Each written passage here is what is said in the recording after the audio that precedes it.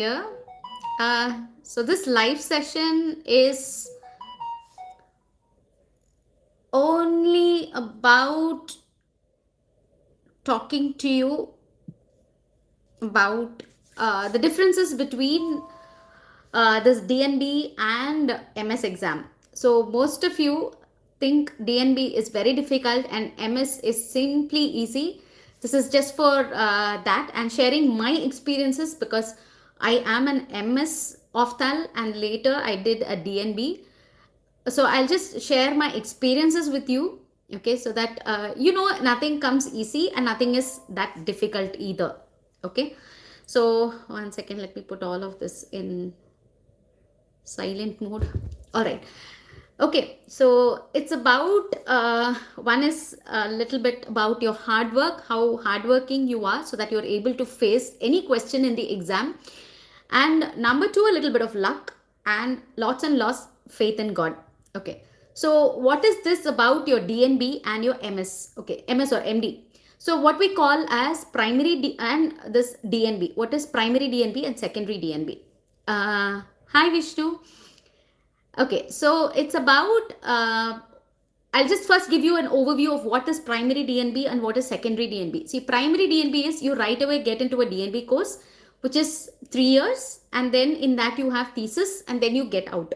Okay, now there's something else where you do a diploma, like in ophthalmology, okay, a diploma of 2 years, and then you do a secondary DNB of 2 years, and then you get your degree. Okay, so you are a DO or a DOMS first, and then you get a DNB.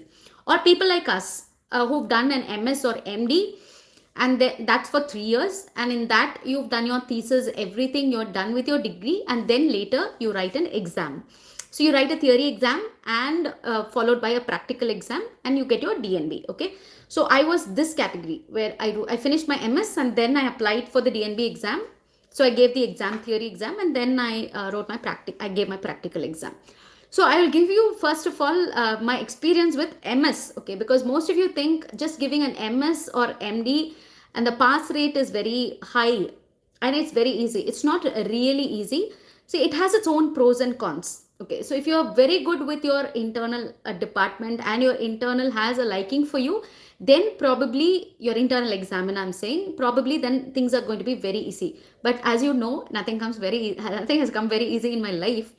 So I had a lot of issues in my getting my exam. Okay, so getting through my exam, in fact, even writing my exam was a trouble.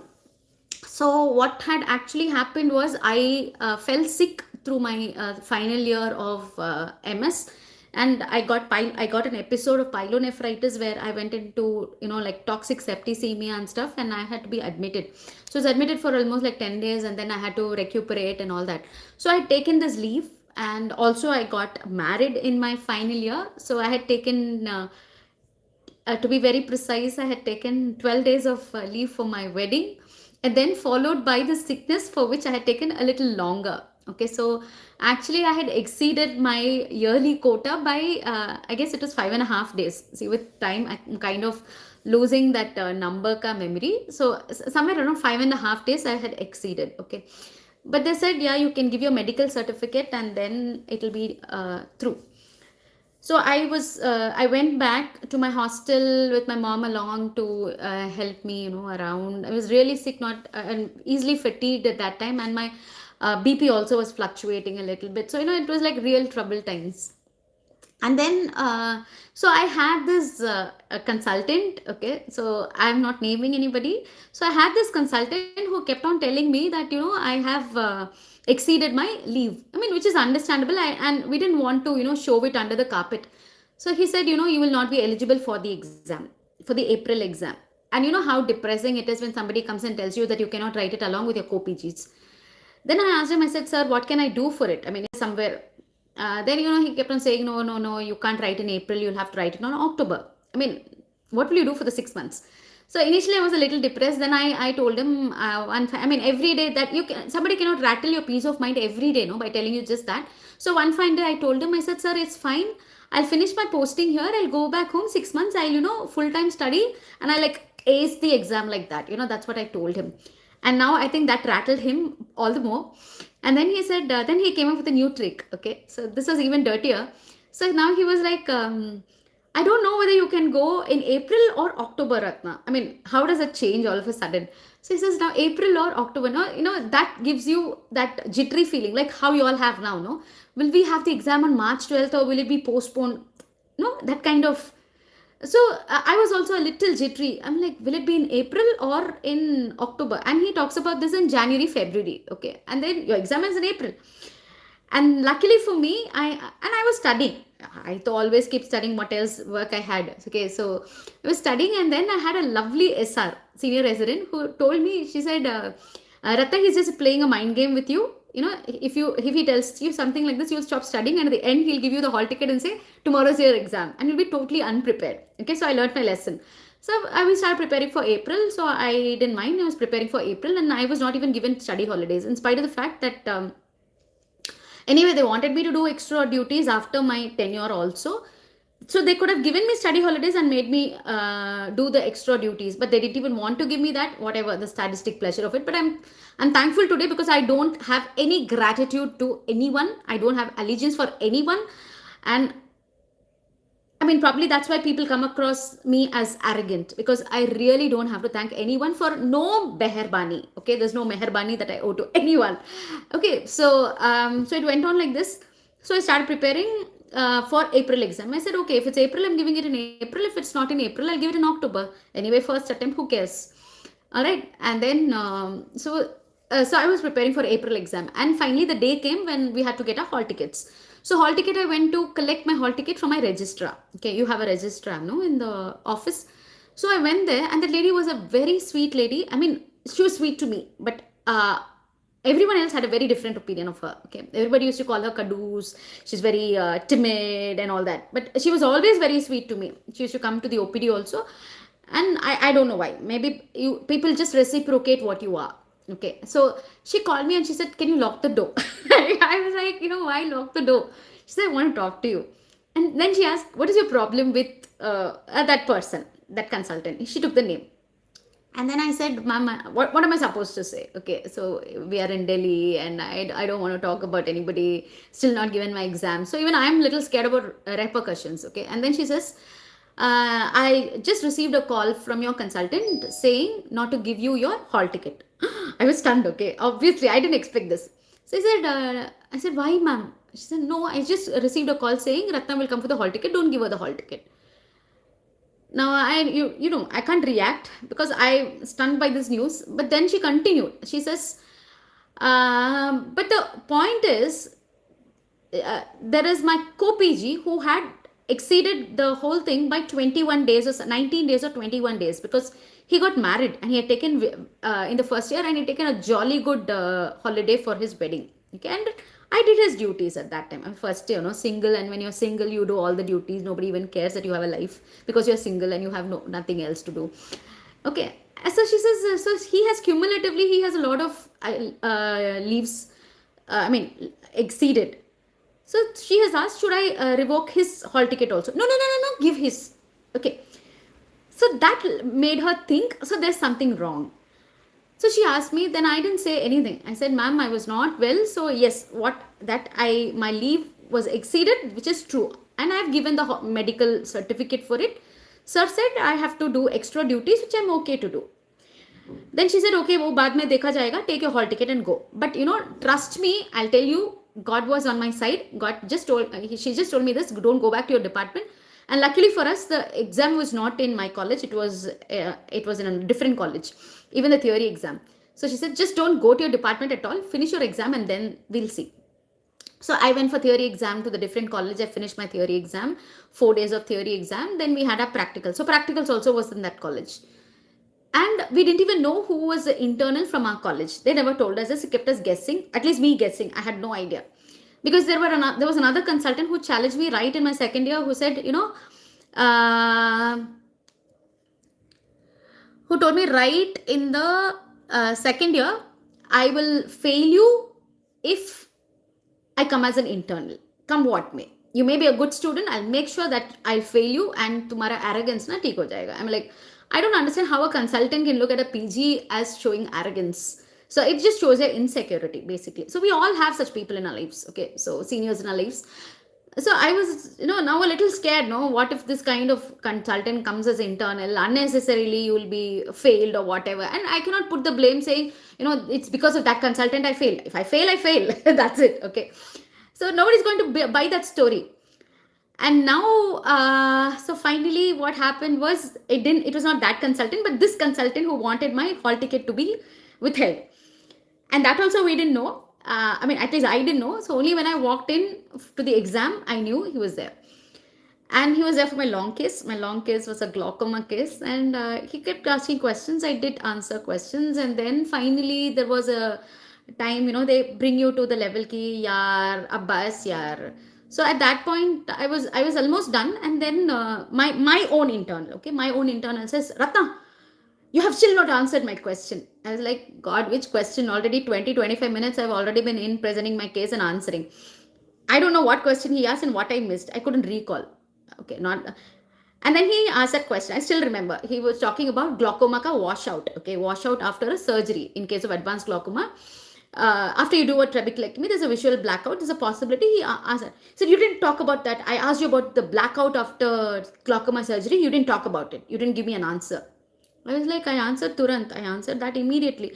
But now you are the candidate. When you're a candidate, you don't argue, right? So I was about to, tell him again the explanation saying, ki, sir, sorry, I didn't answer.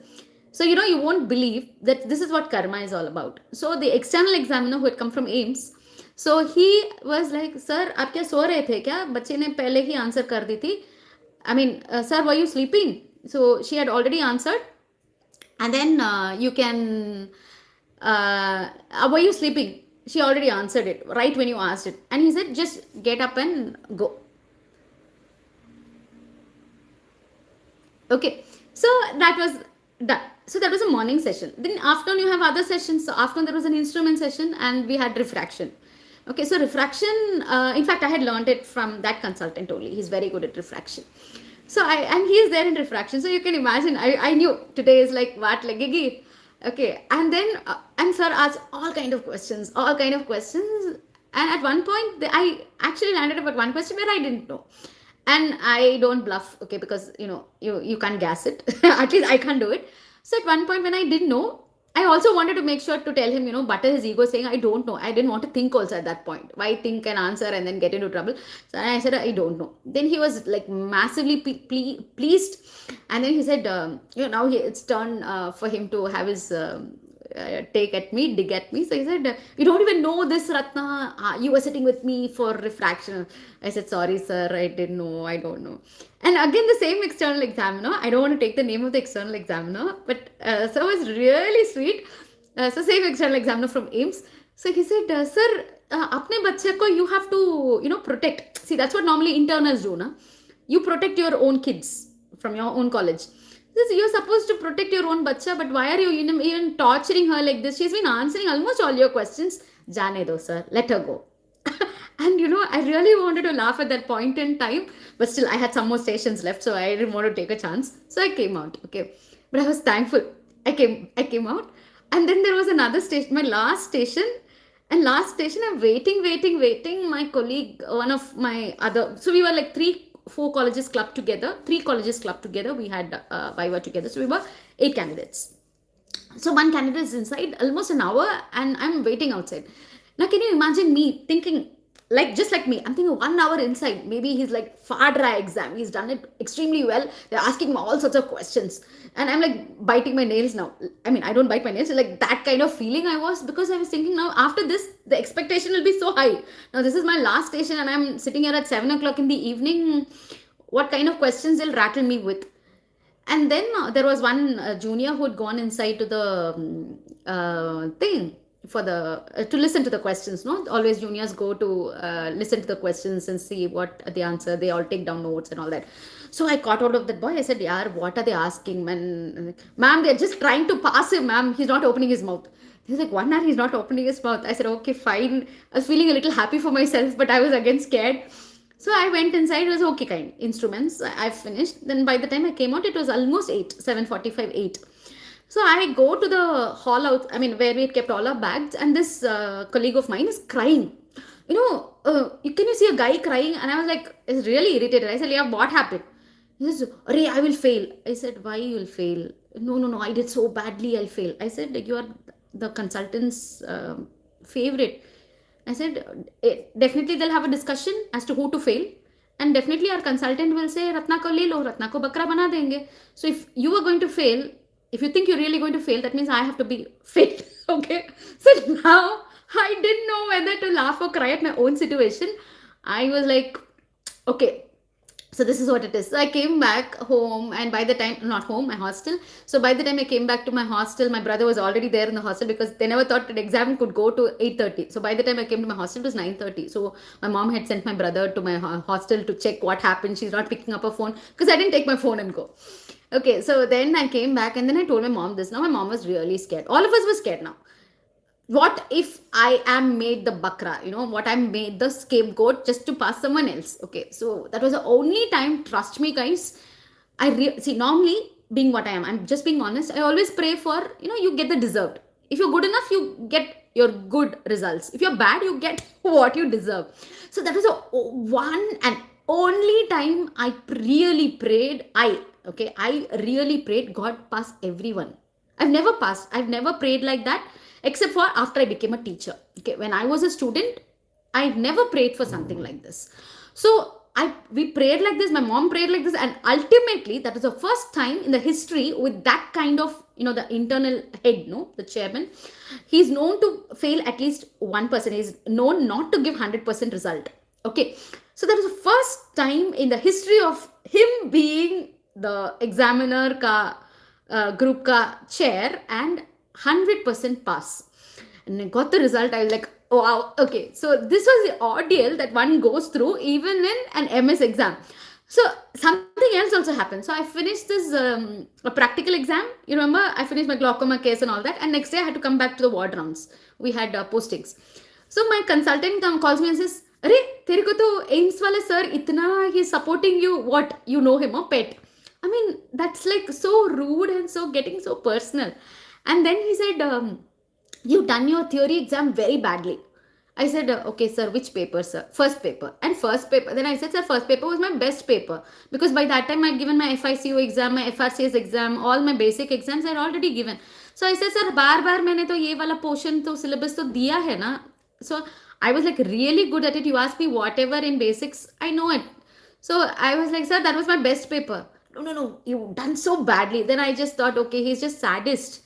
Come on, yeah, you just want to make me feel unhappy, and I'm not someone who's going to be unhappy because you want to make me unhappy. So all of these, people who ever ask me, what will make you happy? I'm like, excuse me, I'm happy. I'm happy by myself. That's the way God made me. You can't make me unhappy. You can't make me happy either, because I'm happy by myself, because I work hard.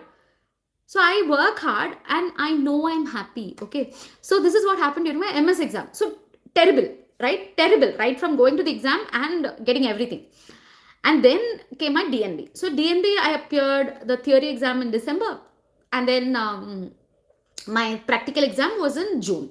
So theory exam I wrote, and in that one community of Tal question, I didn't even know in one of the papers. Something they had asked about ICAMs. I don't even remember what it was. I didn't know. I just knew one line. I wrote one line. Nothing. I didn't answer anything more than that. I told you, I don't bluff. So that question was like, I think 5 marks or 10 marks. For 10 marks, I would have written only for half a mark. 1 point. Finished. Then I cleared the theory. So I had to go to Ahmedabad. So that was my first trip to Ahmedabad. So I was really excited because I was working as an assistant professor in a medical college, in a private medical college at Pondy. So I'm going for the Viva. So this was in June. Okay. So the next June. So I went to Ahmedabad, and now I'm like, see, basically I was a little relaxed also because I already have a degree in my hand. So this was a secondary DNB. So I have to go for the exam.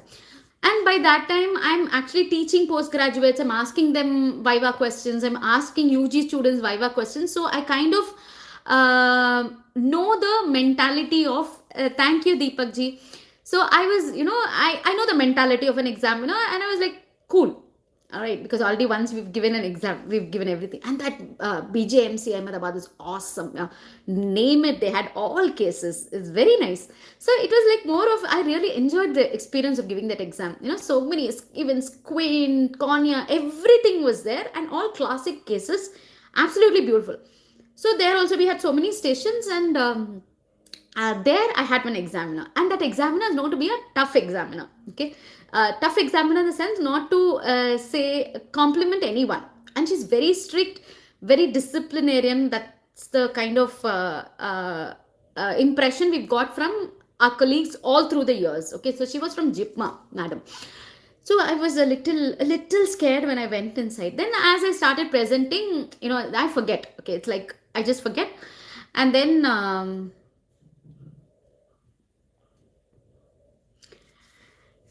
after that, I was just on my flow. Once I was on my flow, I just forgot that I'm presenting in front of madam and all that. So it was done.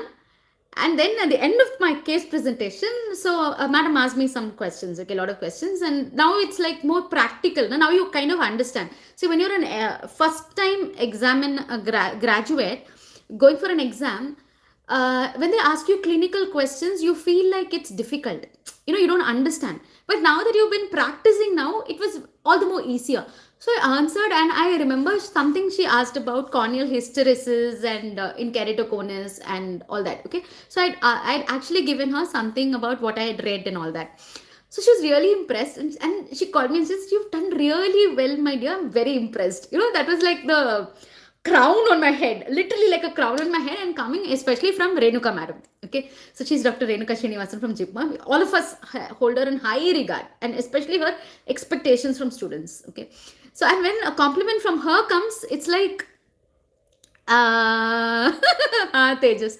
So so my DNB was like that. So probably because I was a little less tensed, I was a little more experienced, and in fact BGMC ka atmosphere was completely new to me. But because I knew Hindi, so I didn't have a problem with the language. Otherwise, you would have got an interpreter. So we did all the examination. I had to do gonioscopy. I had to do that, this, everything we did. So it was not like, you're going to a new place. Nothing of that sort. We're not scared of going to a new place and attempting an exam. So I think it's all in the mind. And eventually in that DNB, and I made a lot of friends also. Other people who had come for secondary DNB, primary DNB candidates were there. And unfortunately, one candidate did not get through. Okay, so she also turned out to be one of my very good friends. So it's you cannot generalize it saying DNB is difficult. And we had some tough examiner also. I had one where I had a case of Eels disease. One fundus case was there. One of it was Eels disease, and they asked me some criteria which I was not very sure of. Sometimes criteria like that you don't know the stage. There was a classification. I didn't know the classification. So I told that, sir, I don't know the classification. And then I had to listen also. I said, you don't even know this classification. Then I said, I'm sorry, sir, I don't know. If I don't know, I don't know. That's all. No. So overall, it went well.